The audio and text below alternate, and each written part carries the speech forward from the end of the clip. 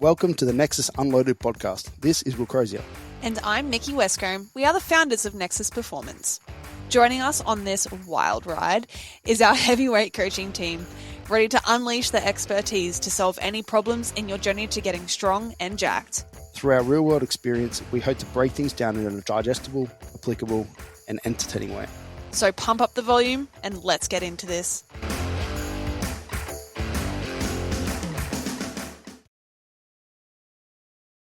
There's no Home of the Yeti signage. Not yet. But It's coming. we are, yeah. Well, when you do, we could have that in the background. But for now, we just have to tell people we are in Melbourne, in the Home of the Yeti. The actual home. You have invited us Yeti cave. to stay down here whilst we're here on business, doing some content and stuff like that. And we thought, hey, let's get a podcast done whilst we're down here, whilst we're in the home. And we are in your home gym in the cave. in the temple of the Yeti. The lighting where is you very get good strong. for shirtless pics, not so much for podcasts. Sorry. Yeah, that's okay. That's what people can see enough detail. Like nobody's logging into the Nexus podcast for HD film, looking for that high quality pictures of my face, I guess.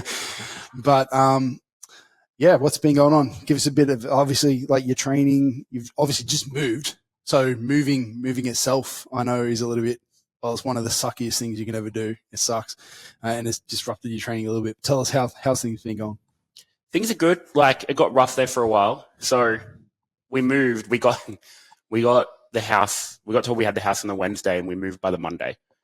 So, like, there was no sleep there for a good week, moving everything with my partner. And then I'd announced leaving Apex. Yep, that's another thing. Yep. Transitioned all my clients over. Left the gym.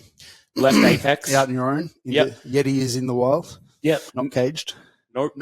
Cage sounds bad. I don't even know. More, yeah. More sightings now. So, Yeah. I left Apex. I think I've explained it a lot online. I think people still question it, but it was more just wanting to focus on what I enjoy.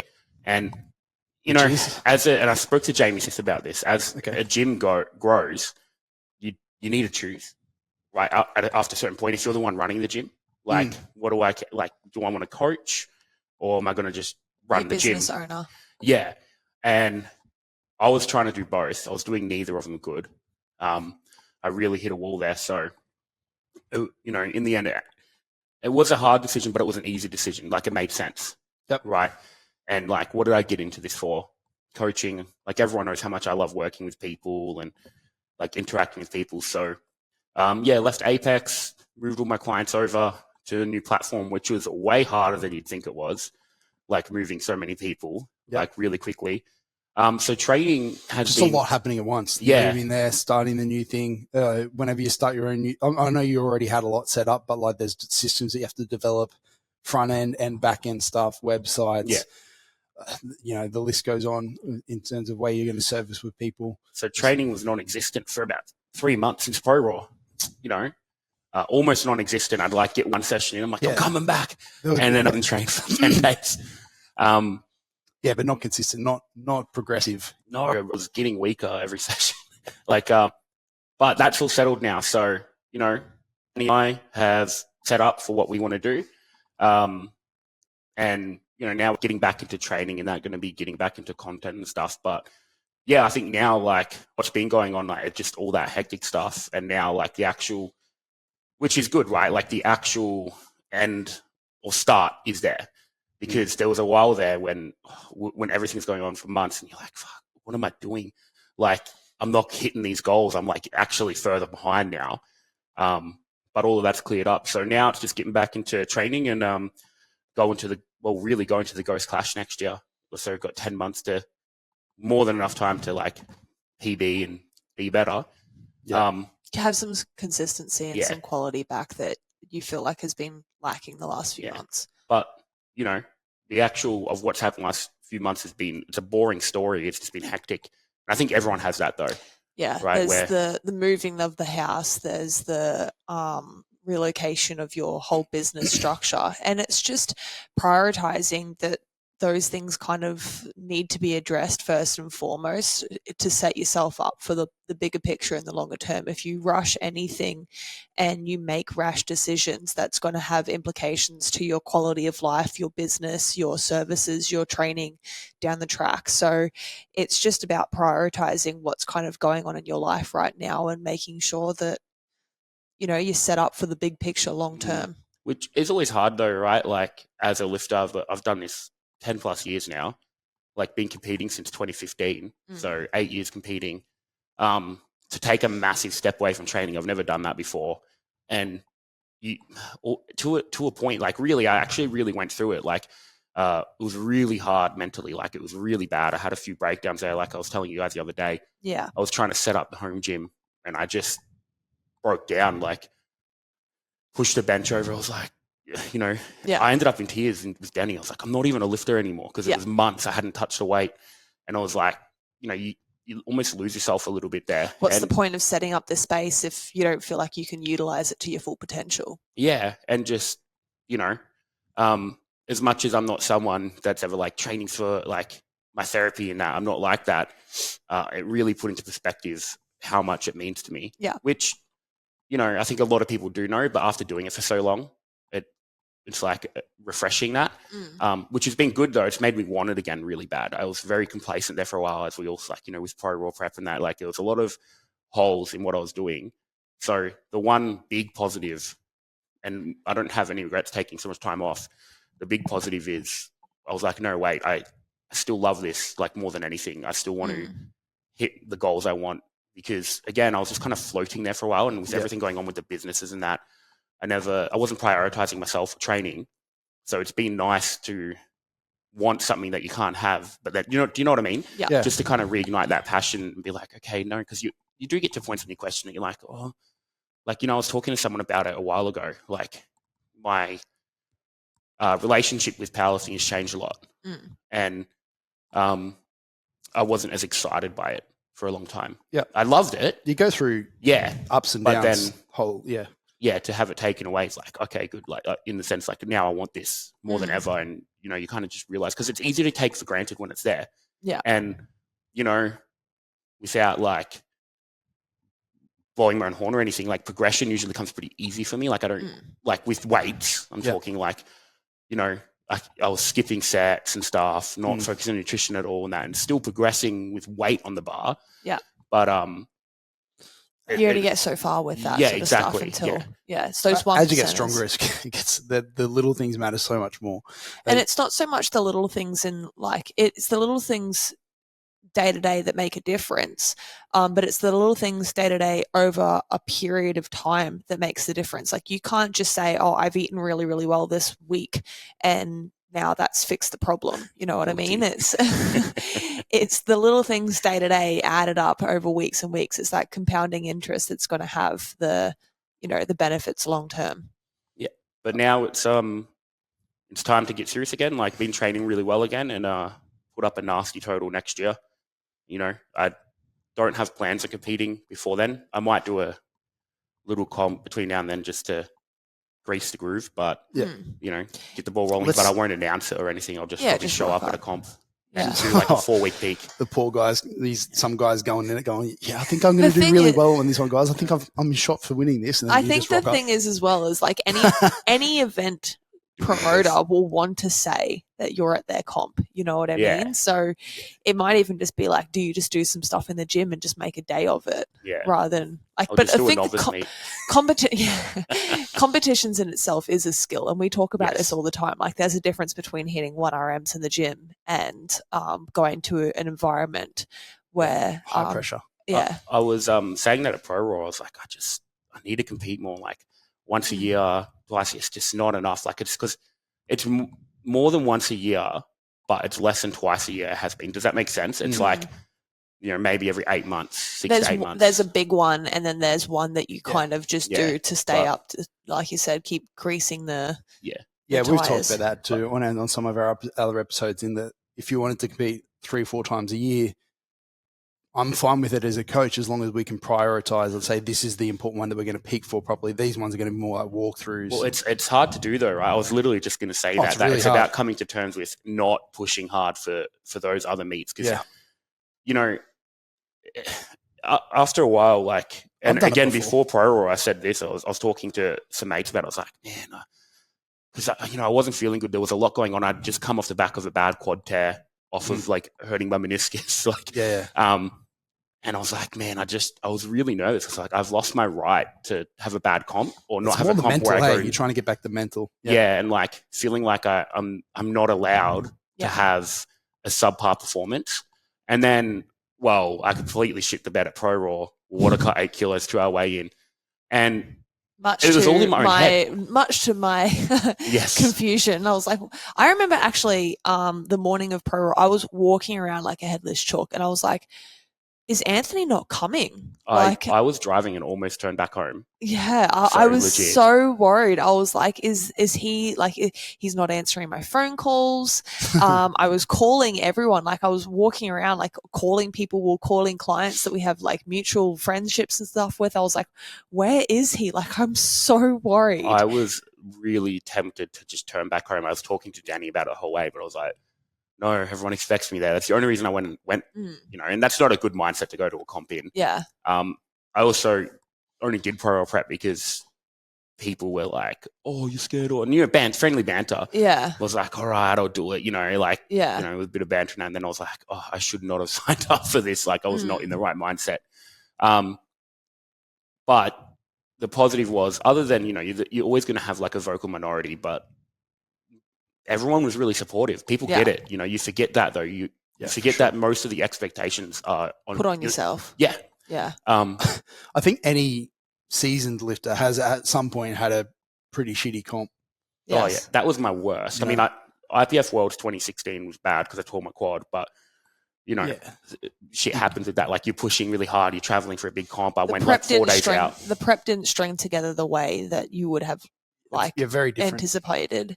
But even then, over that prep, I know there was a lot of things going on in your personal life as well that was really hard to kind of process. So at the end of the day, it's like, all right, I've learned that complacency maybe isn't going to get me the outcome that I want.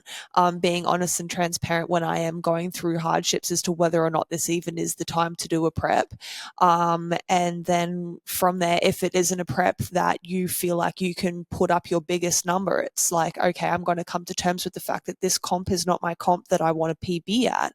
This is the comp that I'm greasing the wheels with. You know what I mean? It's the one that, an event like Pro Raw, some people put on this pedestal is to say this is the biggest event of the year.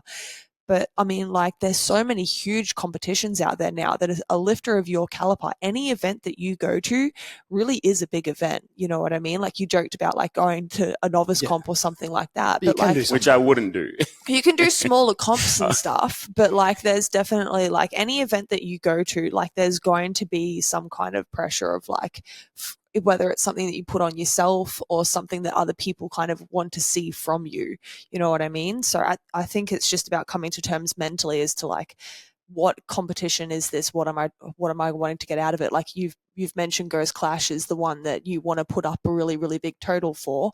So it's okay to put that pressure on yourself to perform then. But like if you do decide to do a walkthrough comp in the meantime, then it's, like you said, coming to terms with the fact that that event is not the peak one, and putting that out there as well. So that if there's a few mishaps that occur over the course of the prep, you can you can still see some momentum coming from that as positives. Well. Yeah. It's funny, right? Because as a coach, I'm really good at reassuring my lifters and talking to them. And Danny, my wife, will be there and she'll be like, but you said this to this person. And I'm like, it doesn't matter though, it's me. You can't see that. You don't see it for yourself, but you literally get off a call just saying it to a person, to a client, let's say, or someone online. And then, but in yourself, you're like, nah, like it's different. Yeah, but, I'm different. But and you don't think about it like that. Yeah. You don't see what other people see in you. Like you never see it in yourself what other people see in you. I think the big thing is with pulling out of, or, doing a walkthrough meet or pulling out a meet, it's like, one, for myself personally, it's still going to be a big total, still going to be fun and entertaining and that. But two, you at those big comps, like say Pro, if I had a pulled out and that, I felt like I was letting everyone down if I didn't. I wanted to really badly. I didn't have any drive to compete. And I was like, I'm going to let everyone down. But then when I was there, I was like, man, there's all these big lifters here. I would have been a drop in the bucket. Do you know what I mean? Nobody would have really cared. Like a couple of people might have been like, oh man, it would have been good to see you. But I built it up so much more in my head. And again, because it's my training, I'm interacting with people now, but then they're doing that with everyone. Does that make sense? Yeah, the emotion clouds logic when it's you. I say that all the time, and that like if you have a bad session or you have a great session in that sort of context, I'm telling people, but it seems like it's the end of the world, or you're like, holy crap, I'm getting weaker or whatever. Whereas if you zoom out and look logically at it's like, oh yeah, well, to be honest, like my sleep's been crap, my nutrition's been crap, all this has been crap. Like I've had so much on. So like my session not going great is kind of like justified, and I have ways to fix that. I know how to fix that, so it's not that big a deal. But we make such an emotional cloud of it in our head, and that's what your coach is for, to get past the emotion and look at the logic. But let's move on to like how you're getting back. You said you've strung together like 1 or 2 weeks of training now, probably starting to hit a little bit of a momentum, stride, get back to some decent weights, start to accumulate progression again. And then we'll look at our programming and modify it and change it in line with that. But obviously just going back and going like from zero for you're doing, very inconsistent training for a few months to like a standard program that was like potentially like, squatting a couple times a week, deadlifting really heavy for a high-ish amount of volume, benching a few times a week like we did in some of the comp preps earlier, and that if we just went straight back to that, it probably would have been rough, especially if we just like decided to try and like force these numbers that weren't there yet. So maybe we can talk a little bit about like the reintroduction and what we've done or what you've done. I'm literally making a video on that at the moment too, like just planning after after an extended time off, because it's going to happen to everyone. Yeah. Do you know what I mean? Yeah, like life is complicated. Yeah. It might not be in your first 5 years, your first 8 years, but it's going to happen. Something, a death in the family, university, work, whatever it may be, moving, like whether it's diabetes diagnosis. Yeah. Whether it's 3 weeks or 3 months, there's going to be an extended time off, and you need to know how to plan for that. It's really important, because a lot of people do just kind of try to roll back in with the same program, similar intensities. And then a lot of people get frustrated and quit, or take a lot longer to come back because they're upset that they're not hitting the same numbers or anywhere near the same numbers. Yeah. And people don't realize how quick it comes back though. You've just got to be okay with going easier for a while. So your best friend in powerlifting is time. Yes, exactly. Yeah. It's like look, people setting world records in their 40s. Yeah. Like all-time world records. I mean, look at Andrei Milonichev. It'll be there. Yeah. Yeah. Yeah. And we were talking about that the other day. Yeah. People go off, do other sports, come back, and then within a few months, they're hitting their old numbers again. Yeah. For sure. I mean, look, you're the coach here, and, you help make a lot of those decisions, but it's been, my training frequency is definitely higher coming back, but the individuals, like I was saying it to some people training here the other day, I was like, I'm, training 6 days a week. They're like, whoa. And I'm like, yeah, but most of the sessions like 4 movements, because they're 4 movements. The volume in each session, as in like the amount of hard sets, is definitely lower. Obviously using RPE to regulate intensity. So like a lot of like training around that 3-4 reps from failure mark. And even around that, like an RPE 7 now is very different to an RPE 7, like when you're in your full stride as well. So like in your, you've actually been really good at holding back this time, as opposed to like some of the other times just trying to jump in, but you've learned the lessons. So there's that side of things. The movements we're doing even are a little bit restrictive. So like tempos or pauses, and or like just more variance, like less SBD in general, and just kind of like less frequency in them. So there's a lot of constraints around how much you can, like you're like holding you back through like all of these different things, and kind of leaning back into it. And I'm sure. Is it a set weight or is it RPE?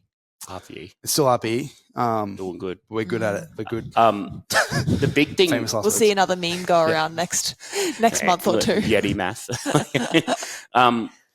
And the big thing for me is coming back. I was like, this is an opportunity to fix some holes in my training that have been there for a long time. So one, my use of RPE. being non-existent because everything was just max effort.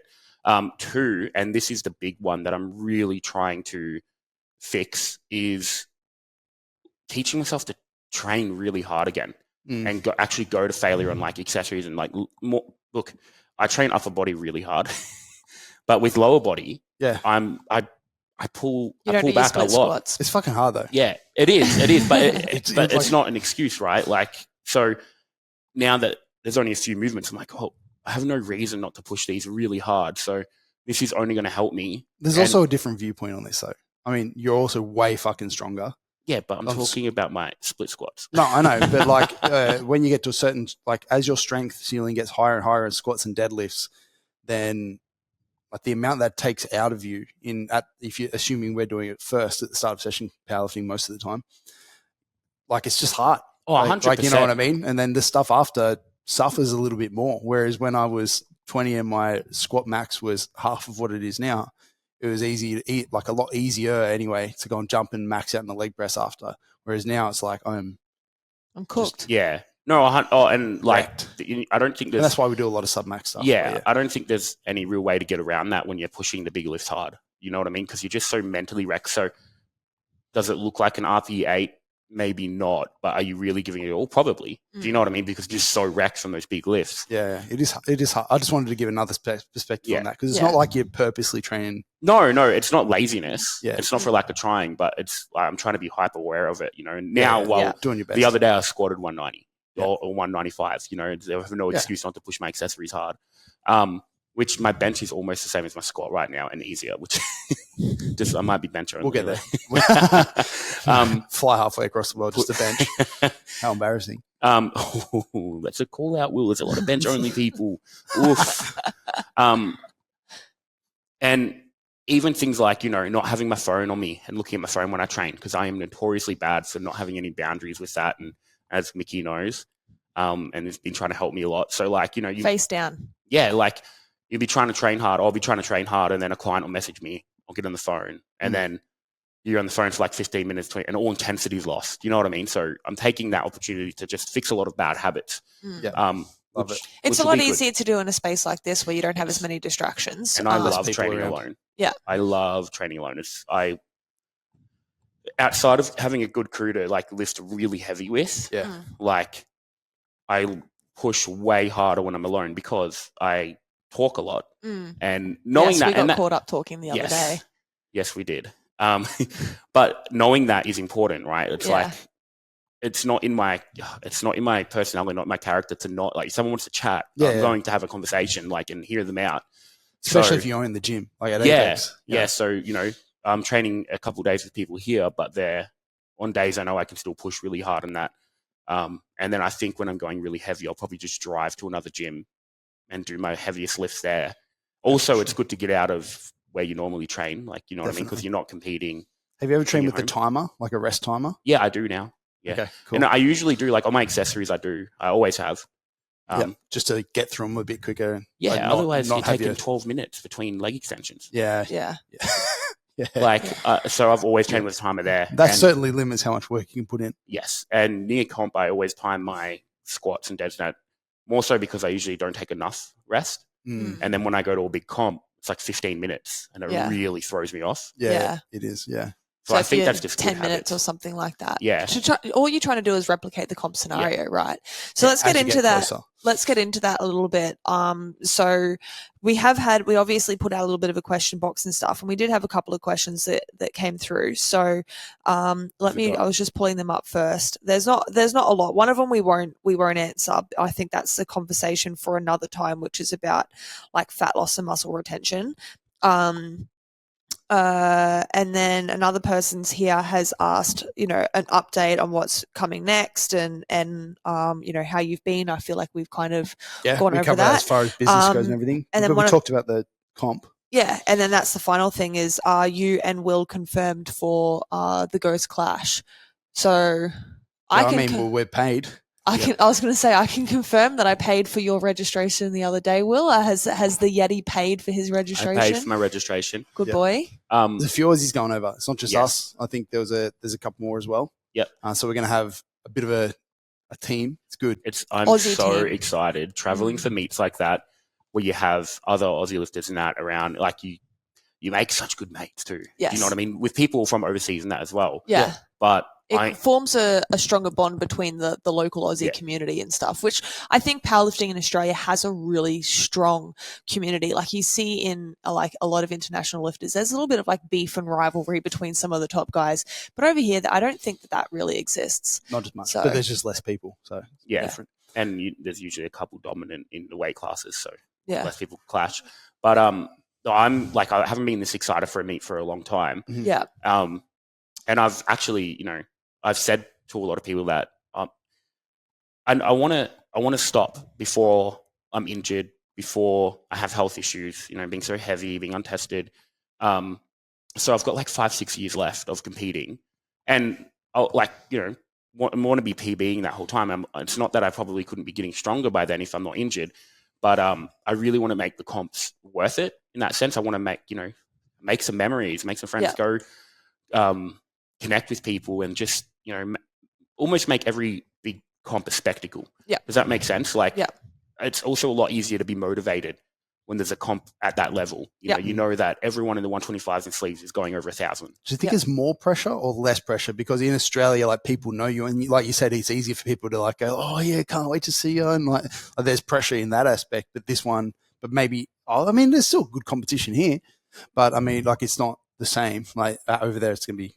I think it's different, right? Like, and for me, having it's really nice to just have those numbers to chase, and I can just buckle down and be a lifter again, right? Rather than it's kind of nice, like the underdog sort of thing. Yeah, and like I said with Pro Raw, it's like it was more like a social thing, like as in that kind of pressure, not wanting to let people down.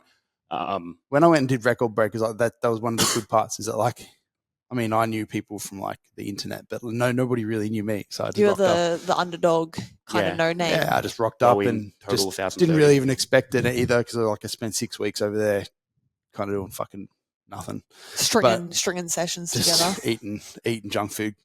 But so there was less pressure from that. If I had like excuses set, if I had to, but you see the post comp recap. It's 6 weeks out. The John Jones method, hey? Yeah, but it went well, and I think a lot of it came to like a lot less pressure on myself. Like I was just like way less stressed, because I was like, if it happens, it happens, whatever. Like I just kind of did the training and no, exactly. Like fresh. Just coming in as a lifter again, and it's really good, because in Australia, like, we all know each other, so you end up becoming like a big pillar of the sport, like yourself and that. So that expectation is different, which is good, like, because they're going to be like, who's this Aussie guy? And a few of them, like I know Shane Hunt and that. Yeah, that's what I mean. You know them from Instagram, that. Yeah, but I don't personally know them. It's different. Yeah. So it's going to be so fun. Like, I think I can put on a good total. I don't have any particular numbers or whatever. Well, yeah, there's numbers. I also, I know what I want. I know you say it. Well, the total's 1,000. We know that. 1,000. Where's the rest? Plus. At least plus. At least. Minimum of 1,000. Minimum of 1,000. I would. Yeah. I would be don't like, maximum. Wasn't the day I wanted. If I hit 1,000. But we don't have to. We can talk about that later. No. Later on, we get a little bit closer to comp. You don't want to start calling numbers 6 months out. 10 months out. 10 months out. No, I wouldn't do that. Fuck. I'm not calling numbers anymore. But it never goes the way you want. Yeah. Then you drop your opener by 10 kilos and almost miss it, like at Pro Raw. But no, it is exciting, and it's good to light a fire underneath again, and just have people to chase. I don't, like I said, I'm not going in there going, I'm going to win it. Like, you got Dan Greasy. You still got to have that fucking attitude a little bit. You got to have that little bit of a dog in you. You know what I mean? No, I do. And I know what lifts and what numbers I want to put up. But when you've got guys deadlifting 500, but if, I can get, relatively deep enough into the thousands, that's very competitive. Like it's one or two missed lifts. Yeah. Definitely. Do you know what I mean? And that's the exciting part for me. Is like, it's who can put together, because no one's really, all of them can total 1,040 plus. Yeah. But one missed lift at that level, you'd lose 20 kilos on your total. Yeah. Or more. Yeah. Right. Making those big jumps. Well, one missed deadlift or something. Yeah. Is there any like real big favorite? I don't even know. I think, I don't know if he's doing it at the moment. Oh, dude, I feel so bad because he I like just found him on social media recently. He's got like 3,000 followers. Yeah, He totals like 1,057 in sleeves. not bad. Dan Grigsby just did 1,055. Is he 125? Dude is the most jacked 125 in the world. He just did a 110 comp. Yeah, that's what I thought. I thought shredded. Yeah. But he pulled 487 Okay. in the comp easy, and then I think he went for 500, and it flew. But then he just like tore all the skin off his thumb. Gross. But there's some real heavy hitters, but that makes it just way better. Yeah. And you want to go in there knowing that there's, there's fun competition. And as you said, you're in contention there. You've just got to string together the training, the prep, that's all it ever is, right? Like we're always like if only it was that easy. Got to bring that prep together. When I think about it, it's like, how much more can I do for my training? Well, a lot. Get my nutrition sort of stop not eating all day and just cramming in food at night. My sleep and the training, like there's a lot I can do that will maybe it won't, but it probably will help milk out some kilos. Definitely will. If you can total that much or lift that much off of squatting 385 off of no meals, no liquids, you can probably do a bit more. But again, if you strung it together for a long time, right, not a week, again, if I can buckle down now, get the habit sorted. It's the wake-up call that you kind of needed. It's timed really, really nicely in the fact that you're not living in the peak stress that you had been experiencing. It probably would have been received a little bit differently if it was 2 months ago. But now it's in that time where you're like, okay, what's next for me? You're looking at what's next for you, and the timing of it has kind of landed perfectly in your lap. Yeah. So I'm really excited by this. A couple of the things that we wanted to kind of talk over in today's... Let's talk about travel for it, because it's like, it's so different to doing a pro raw down the road, just a drive down the road for you. Whereas this is on the other side of the world, 20-hour flight type thing. You've done an international comps. What, one or two? In America, yeah. You've done it, they were both in America? Yeah, Texas and Virginia. Yeah, perfect. Texas. So for those, were there mistakes that you made? Oh, yeah. So let's just talk through a couple of them and like some of the things that we aim not to do this time, both of us. Yeah. So lessons learned. I think there's like a sweet spot of time out to go. Okay. A lot of how long you get there before the comp. A lot of it's dictated by how much money you have though. Right? Because it's expensive. It is. Unless you have people you can stay with and that. Yeah, but if you don't have the money, are you flying across the other side of the world? Well, I think a lot of people do though. That's what I did. For Worlds and those sorts of comps. Yeah. So Texas 2016, I went for 3 or 4 days out. Yeah, wow. And lost 6 kilos because I was dehydrated huge flight. Yeah. And then I was actually like feeling strong, but obviously like not in a condition to lift, tore my quad. Yeah. And that was probably because of the travel and being so dehydrated, but also because my form was atrocious back then on squats. I used to bomb into the hole. But when you look at it, that's an international travel timeline. If you were to do that interstate, arriving 2 days before your comp, that would totally be fine. Yeah, it's a different ball game entirely. Yeah. I'd still like for a local comp, I still like to go like 4 days out. Because you don't fly well though. No, I don't, and I hate it. Yeah. But then in Virginia, 2019, I went 2 weeks out. That was a really good time frame. Did my last heavy sessions there. Yeah, that's perfect. I was really fresh. Yeah, I think 2 weeks is good, but this time I'll go 4 weeks out. I've got people I can stay with though. It makes a big difference. You're not paying for accommodation. For the other one that I did, the record breakers of it was 6 weeks, but it wasn't like we planned the holiday. We planned the trip, a little kind of holiday, and other stuff like education that we do over it, and then we decided, oh, hey, this kind of comp is at the end of it. So fuck it, like why not? And when they say when he says we, it wasn't me. I got kicked off that holiday. That was a boys' trip with him and Jamie. It was meant to be a we, as in me and Will. And then Jamie's like, fuck yeah, boys' trip. And I was like, and then I said, we'll delay it for the wedding because that's the right thing to do. Yeah, that was the right thing to do. And that was 4 years ago. Exactly. 5 years ago. It was lockdowns. You couldn't help it. It'll be way better now. I think a really big thing people miss though when they travel, like just stay. It's hard, right? But like just staying in hotels and stuff. Then you're eating all food you haven't eaten. You're relying. You didn't want to spend money on food, like good food. Yeah. We were just eating shit. So going somewhere where you can cook and like trying to just keep your schedule as close to normal as possible. Yeah. Yeah. So if you're doing an interstate comp, you still want that same setup. Yes. Right? Like Yeah, you that wanna doesn't check- change because you're international or interstate. So I'm just saying this because obviously for a lot of the listeners, Yeah. like traveling internationally is maybe not an option, but interstate, you still want to replicate that. So we've got to arrive in enough time early, depending in state, across the world, slightly different timeline, but like arriving with enough time to get settled, whatever that is for however long the trip is. We've got accommodation, making sure that it's both like comfortable to some degree. You're not sleeping in a tent out the front of the venue or some shit. And then that'd be kind of cool though. And then just in the back of your van out the front. But then making sure they have cooking facilities like a microwave. At least a microwave and a fridge. Like if you can have ready-made meals, Yeah. And there's so many meal prep companies now where like the address of your like accommodation before you get there. One would hope. Yeah. And so if you can just organize like maybe not the day that you arrive, but the day after to have like a meal prep dropped off. It sounds silly though. Most people are like, but like the amount of clients that I had book a accommodation and then they get there and it's like a few days before comp and they message me and they're like, oh, so like I can't really like make any food or do any of all the things that we talked about because I have no cooking facility, so I'm just going to order Macca's for next week. In Virginia, I was microwaving chicken thighs and rice. But that's how you used to eat normally, though. That was normal. By this point, I was with Denny, so it's all right. Like I was used to good food. Like she taught me that you shouldn't microwave frozen chicken from raw. Rob, who's one of my sponsors, like Explosive Custom Macros, he like died when he heard that story. Yeah. Like that, and the other one was just boiling chicken legs and rice together and eating like slop. Nothing wrong with that. And he's like, please let me help you. I don't eat like that now, and Danny does not cook like that now. No, We've been having her food, and it's absolutely amazing. She's amazing. Like you're right, it does sound silly, but a lot of people, there's just not enough forethought there, and they're excited, so they don't think about these little things. Book the cheapest accommodation or the one that's closest without looking at facilities.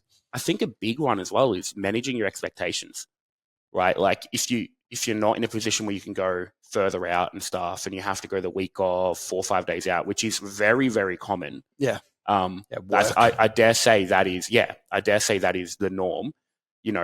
Knowing that, getting close to your all-time best. If the PB's there, take them, but getting close is a win. Yeah. And that's something I really like. After 2016, before I left, David James, I was like, I want to squat 330. And David James, who's been in this sport for 20 years, was like, Anthony, if you can hit close to this, that's a win. He's like, you're going 4 days out and that. And I was like, no, I was a junior. I was like, no, I'm going to PB. I'm going to squat 330. I'm going to and I remember looking up Andy Askell, who doesn't do powerlifting anymore, looking up his numbers. And I was like, I can go with, compete against him. I think he totaled over 900. I had no chance. Yeah. And he squatted 366 at 22 that comp. Crazy.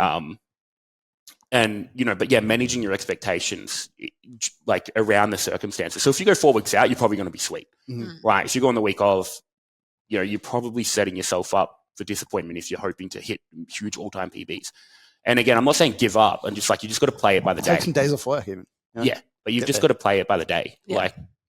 Be okay with being a little bit underperforming a little bit, or if it's there, go all out. You know what I mean? But just be ready for that scenario. Yeah, for sure. Because you don't want to be that person missing their seconds. The next thing I would say would be having your handler coach or whatever. Like in Australia, if we can, we try to get to a lot of our clients' comps, and if we can't, I usually know the people that are running the comp. I just know a lot of gym owners, that all the people that are running these things. So I can usually organize a handler for all of the Nexus clients who are going to a comp, whether it's us or somebody else. I definitely could do that for overseas. So you have to be ready. You have to have all I'm saying is some sort of plan. There's no real enough perfect solution. people though that you could contact a few and go hey, I'm looking for help for this individual. But and I'm sure even if you a lot of time you contact the meet director and say hey, I'm coming over from Australia. I don't know anybody. Can you help me? And I'm sure most of them will try and help, but have a plan, have something in place. I think APU do, because of IPF, they do team coaches. Yes, which means you always have someone I think that's cool, because if you're going to Worlds and stuff. Yes. I think I'm not sure if they get paid to go, as in the trip's paid for and that, but I think it's really cool to know that there's someone there to handle you. But you're right, it's just as simple as reaching out to you know, your coach or your coach's coach might know someone. Do you know what I mean? Just know somebody start- that's going. Talk to them a month out, like get to know them a little bit, so it's not your first interaction. Yeah. Even though it's through Insta, you know what I mean? You can still voice message and that and just Yes. get familiar. Have a group chat, send through attempts, send through whatever. Just get prepared for the day. Obviously, you would hopefully have had a conversation with your coach as to what a sort of plan you have in place for the day as well when it comes to attempts and stuff. Knowing that, like, attempts are one of those things that it's never a hard and fast, like a set rule. Like, we obviously move things around up and down and stuff like that. And hopefully a client has a little bit more autonomy. If they're traveling internationally for a competition, they should have a little bit of autonomy into what they need to be doing for comps and stuff like that. But, and attempt selections, but having at least someone around to wrap your knees or whatever. Like when you did, record breakers, like Thomas flew over. He was literally in San Fran for like 24 hours just to handle you. Yeah. Because Jamie was that's different. Jamie was not wrapping your knees. No, Jamie didn't know how to roll them. Yeah. I was self-wrapping the whole trip. Yeah. Which is it's fine. not bad. You get used to it. Yeah. Like I used to be one of those guys who in the gym I'd be like, I'm not self-wrapping. Like I will find somebody. I'll just refuse to because I don't know why. I just had this thing where it would be worse. I just get out of breath. Yeah, but your elbows get you do get up. used to it though. Yeah. Like if you have to do it, you just fucking You don't figure have it a out. choice. Yeah. Oh no, I was going to say. Oh, what about? And you guys will probably be better answering this, but something that a lot of people have to go through is like water loading's different when you're traveling on a plane and that, right? What are your tips there? There's a lot more planning involved. But what do you have to factor in? Just inflammation and well, you hold a little bit more water when you're on a plane when you're traveling long distances. There's a little bit of that for sure, but I would say if you're cutting weight, the main thing is what we've already stated in getting there early, so you have more chance there. Another thing we did mention about accommodation is not only facilities, but like if you know you're going to have to cut weight, saunas and look up a sauna or whatever that's close to the thing, so you're not booking accommodation and then you get there and you go like, oh, the nearest sauna is an hour away, and you're like, fuck. Well, it's like where I'm staying. I'm making sure there's big powerlifting gyms. So one, they've got the right equipment. For two, the right energy spots. Do you know what I mean? Yeah. Like, I don't want to go to some, and I love training at like small clubs, but you need to know that there's a kind of going to accommodate like I trained at some lifts. gyms that it wasn't ideal. Yeah. The reality as well is that like if you're having to do, going back to like your weight cutting question, like if you're having to do a weight cut, like hopefully you're, if you're working with a nutritionist, you have had a strategy in place to minimize the amount of weight that you have to cut, because like there is no number that I have as like, all right, if you were to fly, we're expecting to see a 2% increase on your, body weight as a result of, fluid inflammation and those sorts of things. So like, hopefully you have a strategy in place before you even get to that situation of like, all right, let's minimize the amount of weight that we may have to cut. Again, just prior planning. Yeah. And so you know exactly, like if you are, okay, I have to travel at 4 or 5 days out, we can manage some of those things a little bit better. And in all honesty, like whenever I do weight cuts, I try to have conversations with my clients every single day, multiple times a day. So like for Pro Raw, I remember I called you 3 times that week as to like, Anthony, what's going on? Are you alive? I remember the day of Pro Raw, I walked in, Mickey was freaking out and she looked at me. And the first words she said were, "Do I even want to know what you've had to do to make weight?" And I was just like, I don't remember saying that. You did, yeah. Yes. And I like, it was so funny, but I was like, it wasn't at the time. I was like, no, like you don't, because I was all night in my hot car I'd sauned, but then the sauna broke at Derrimut down the road. Great. So in a hoodie or in 2 hoodies, 2 pants, spitting in a cup, and I hadn't eaten for 2 days. Yeah. And delightful. I know I didn't look too crash hot. Yeah, like you walked in, you were just like a hot mess, that's for sure. Like a zombie. I'm alive. And I'm like, all right, you've weighed in, go, get out. And everyone's like, Anthony, like trying to talk to you as you were coming out of the way. And I'm like, clear the room. I looked jacked though. Yeah. The only last bit that I wanted to mention was the slight potential rule differences as well. Yes. From our federations there. Like powerlifting, the rules are pretty similar between feds and countries even, like you still have to squat to depth apparently. Stuff like that. But yeah, I know, right? So you have to lock out your deadlifts. But there are some small differences. Like, for example, like when I went over and did that comp over there, we didn't have a start command on our bench press. I was just going to say that happened in Virginia as well. No start call on the bench. Yeah, so you just unracked it, and it felt. But I had to luckily I had time in the 6 weeks leading up to process it and get used to it. I also they use primarily Texas squat bars, which are quite different to the squat bars that we use here. They're a little bit longer, they whip a little bit more, so I had to get used to standing up out of the rack and then waiting a second for it to settle. A little bit more. I've used the Texas squat bar once, and then I ripped all the weights off at 220 and squatted on a power bar because it whipped less. But I had to get used to it. Yeah, of course. Well, you don't have a choice then. You don't want to be like, oh, it'll be good on comp day. No, if you can. So I guess what we're saying is if you can find out some of the specific details of what equipment is available at that event, even the novice comps that we have, as soon as someone registers, in the registration email that goes out, we say, hey, we are going to be using a deadlift bar for a deadlift, and this is a Texas deadlift bar for deadlift. Yep. So people, not saying that everyone go out and buy a Texas deadlift bar, but you can try and find something chances are there'll be a gym in the area that has one. You know what I mean? A deadlift bar, not a stiff bar. Or if there's not a Texas bar, the stainless steel Goliath deadlift bar is pretty close. With the whip, there's some old Texas bars I've used that are crazy whip. Yeah. But the newer Texas bars, I don't feel like whip as much. No. Slightly different. Yeah, so I feel like a Goliath is more like that. So you know what I mean? You want, at the end of the day, it's just about finding out what specific event equipment is being used, some of the rules of those events, and then even things, for Ghost Clash, for example, there's an option for walked out and mono. So Will's competing in the wrapped mono class, whereas you're in the sleeved walked out. So those sorts of things make a big difference in the. You act like it's the harder class, but I just think wrapping your knees is hard work, man. It's true. I'm the hardcore guy for putting. I just feel like I'd prefer to actually be strong. No, those new. You're giving away kilos. Those new sleeves are like wraps, bro. 5 meter knee wraps. They are. Will had bruising on the back of his knees from the knee sleeves that he tried. Do you reckon they're going to use a kabuki deadlift bar? I have no idea. That'll be things that again we'll have to try and find out. Sort of stuff they whip so much. I might message him because. Yep. I mean, we don't have anything like that here, though. Apparently, that new brand that's come out. There are some kabuki deadlifts. We had one up in Townsville at one point. One of the members bought one. Yeah, I've used it before. Well, there's that new Aussie brand. I mean, the deadlift bar's like $1,800. Cheap and Apex. Yep. I know that Terrence Coopers is getting one or two. Yep. And I'll pull on that because it's really whippy. Yeah. It's makes a difference. It's closer to a kabuki, but within normal length. But they've made it super whippy. Yeah.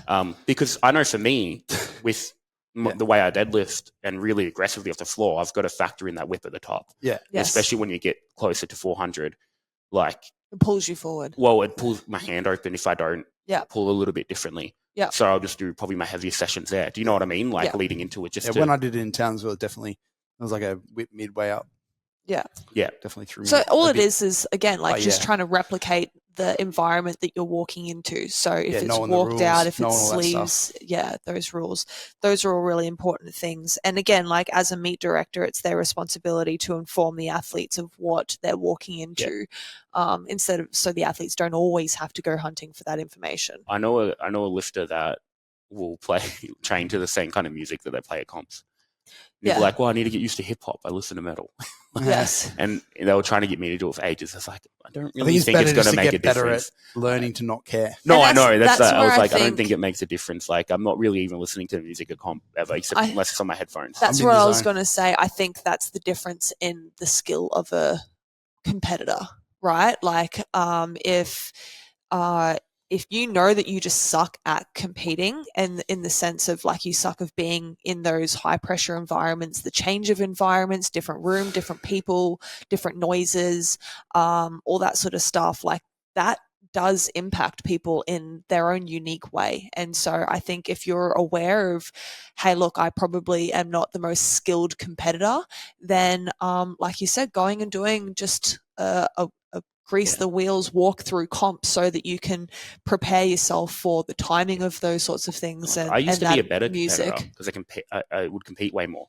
Mm. And then that's why I was like, I just need to do some touch-up comps, like I think since COVID, a lot of people have been in that 2 years situation off. where it's hard. Yeah, and like, yeah, you don't even need to prep for a comp. Do some singles for 4 weeks. You know what I mean? Just go have some fun, hit some lighter weights. But yeah, again, it's not quite coming the same. all around. Yeah, but it's all coming around to the same thing, right? Just trying to be prepared. Yep. And like emulate what you can, and you can't control every variable. You never will. Yep. I mean, but you can be ready for.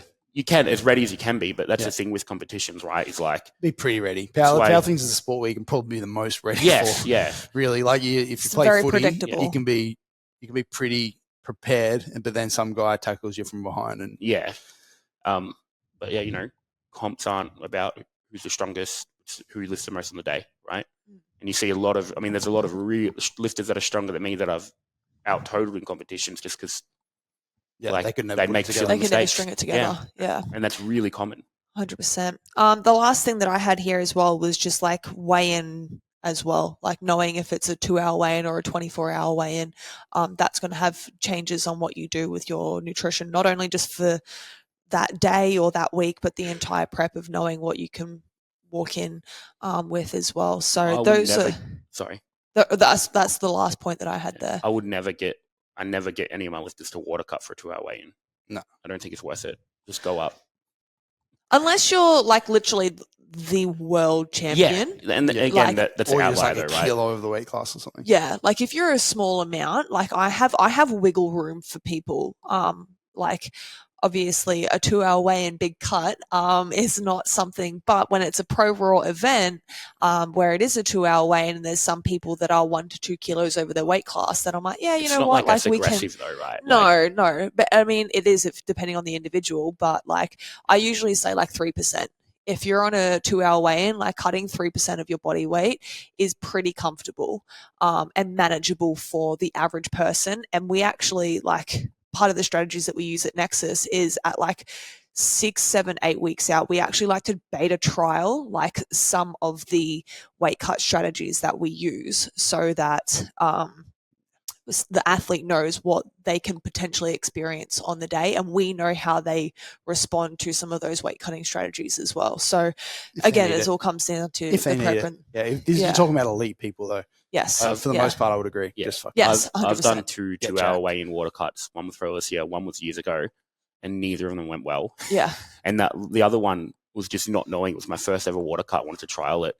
And well, you wouldn't do it to hit PBs. You'd do it to win. I weighed in and I broke the Aussie like tested squat record, but it was my opener.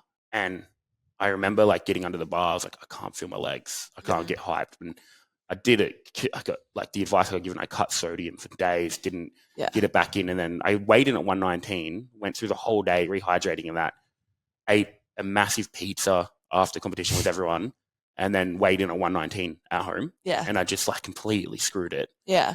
I think I personally find a bit of a distinguish between like a water cut and water manipulation. Like there are differences. Yeah. Like I don't ever allow someone to be like completely dehydrated when we're doing like a water cut, like a water manipulation. Like there's never a point where someone's extremely dehydrated. So yeah, that would just be my thing is like, I definitely think there is a difference between using water manipulation strategies and just like dehydration strategies. So, but yeah, I think that's what we had in terms of traveling for comps and stuff. Is there a lot anything? of it comes back to planning. It all comes like there's heaps of that stuff that can all be avoided by just like looking ahead a bit, getting there early, making sure the accommodation's right, making sure your food's good in the lead up. You've got to plan for attempts. You've got to plan for who's going to help you out in the day. You plan by reading the rule book. It's just all prior planning. But if you haven't done any big international comps in that, a lot of time, like you don't know, you don't think about those little things because you're like, I've competed at nationals. Yeah. You know what I mean? I've done pro raw. Yeah. So it kind of, It is You're like, oh, this will just be another competition. Yeah. No, it's a different ball game. It's Yeah, it very is. different. We'll see. Yeah. Cool. All right. Hopefully we don't make any more of those mistakes. No, Yeah, no, 100%. we're going to be golden. 4 weeks out, we're going to be so strong. Awesome. So Cool. strong. We'll leave it Okay. there. Thank you very much. And well, obviously, anyone that wants to find and follow you, if they follow Nexus, they should probably know who the Yeti is. But we'll put all your stuffs in the what are the Bios captions, for the the YouTube, the bios. Instas. Can I just tell all that people stuff. to stop asking me if I'm still going to be competing, please? Okay. Not like after Pro Roy and after like time off, I've gotten so many messages like, "Are you going to compete again?" It's like I'm not You're retired. I promise. 100% retired. Putting up Nah, the knee sleeves. I'm done. Try and Hanging it talk you up. into it. Hanging up I'm the going knee to take sleeves. up competitive speed walking or something. I got to get Cool. you out walking. All right. Thank you very much. Cheers, guys. Okay. Hold on.